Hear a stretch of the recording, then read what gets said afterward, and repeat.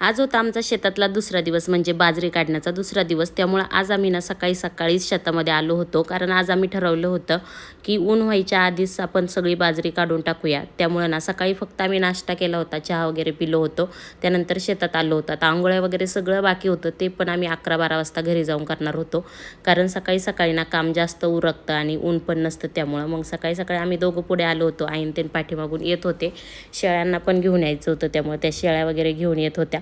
तर आल्याच्यानंतर तर मी सगळ्यात पहिल्यांदा इथं काटायला बसले। तर बाजरी काटायलासाठी ना टप पण आणले होते, आज काल नव्हते आणले, आज टप पण आणलेले होते। आता मला बाजरी फक्त काढताच येत नाही, तर येटाळतासुद्धा येते, तर याला येटाळणं म्हणतात। म्हणजेच बाजरी जी आहे ना ती पाडायची आणि एका लाईनीमध्ये ठेवायची, त्यानंतर कापायची। तर आता इथं आम्ही दोघांनी पण ना थोडीशी बाजरी कापली, त्यानंतर ना बाजरी काटायची होती। तर उद्या आम्हाला पुण्याला जायचं होतं, त्यामुळे आज आम्हाला काही करून ही बाजरी संपवायचीच होती।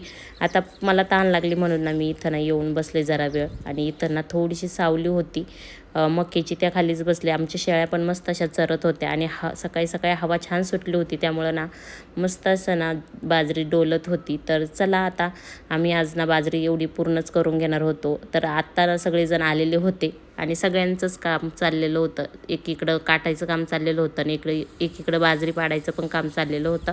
तर खूप छान बाजरी आलेली आहे आमची, आणि ही उन्हाळी बाजरी आहे। आमच्या इकडं पावसाळी बाजरी शक्यतो जास्त करत नाही, उन्हाळ्यातली जी बाजरी असते ना ती करतात।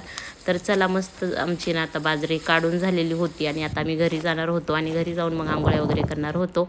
चला भेटूया पुढच्या व्हिडिओमध्ये, तोपर्यंत बाय।